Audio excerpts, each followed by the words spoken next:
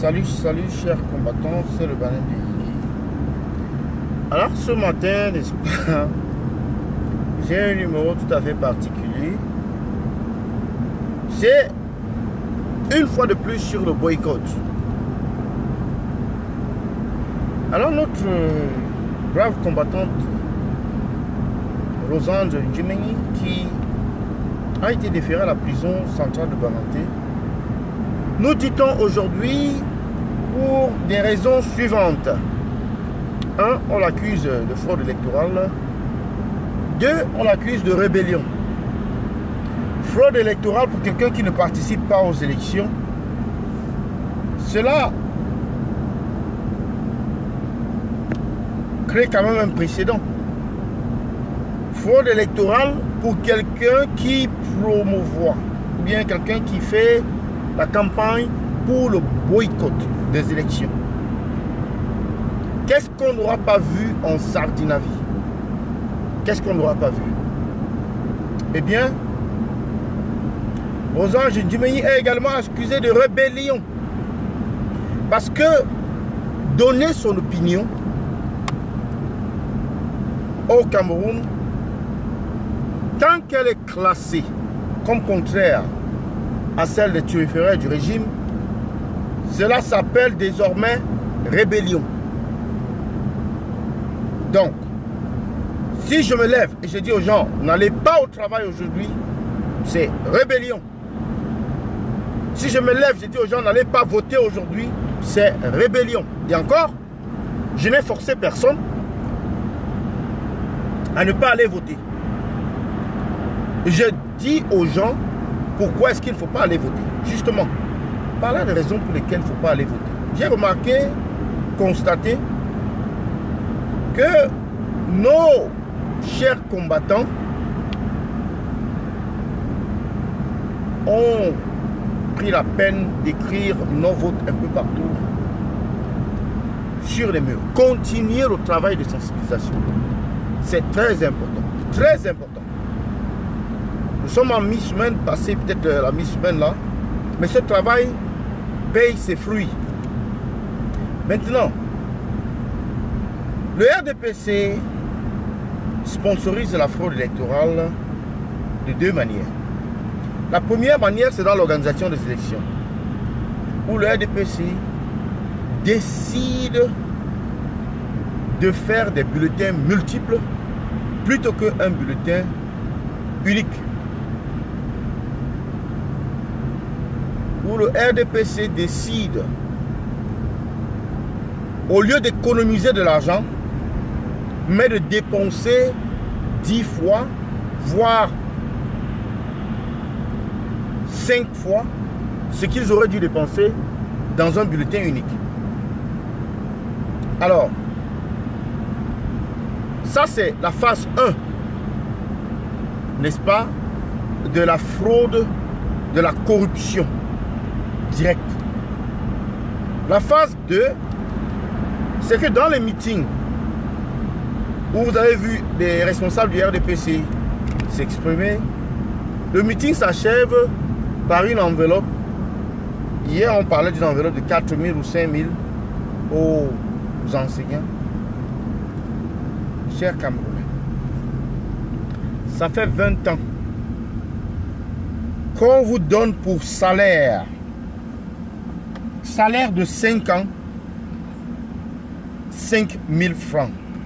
Vous-même, dites-moi, qu'est-ce que vous pouvez bien faire avec 5 000 francs de salaire pendant 5 ans? On vous paye comme cela pour la misère qu'on va vous infliger pour les 5 années à venir. Et vous-même, prendre cet argent, ce n'est pas un aussi grand crime. Mais tenir l'autre engagement, qui est celui de voter pour le RDPC, c'est le crime du siècle. Vous pouvez prendre l'argent, le garder pour vous et ne pas aller voter pour le RDPC. Parce que le RDPC se fout de votre gueule. Le RDPC se fout royalement de vous. Le RDPC n'a besoin de vous que comme bétail électoral. Ils utilisent la population comme un bétail électoral. Quand on a besoin d'être élu, c'est là où vous les voyez. Après les élections, vous ne les verrez nulle part. Donc, chers Camerounais, quand vous-même vous prenez les engagements de voter le RDPC, parce que le premier point que j'ai dit va avec le deuxième. Le premier point qui est celui des bulletins multiples, il contribue, n'est-ce pas, à alimenter le deuxième point. Parce que regardez, les bulletins multiples, à quoi ils servent? Ils servent, n'est-ce pas, à contrôler le vote, la fraude. C'est-à-dire, pour qu'on vous paye, il faudrait que vous sortez avec les bulletins des autres candidats pour démontrer, n'est-ce pas, que vous avez voté pour le RDPC. C'est la raison pour laquelle les dictateurs ne veulent pas changer, n'est-ce pas, le mode de scrutin à liste, on aurait dit à liste unique.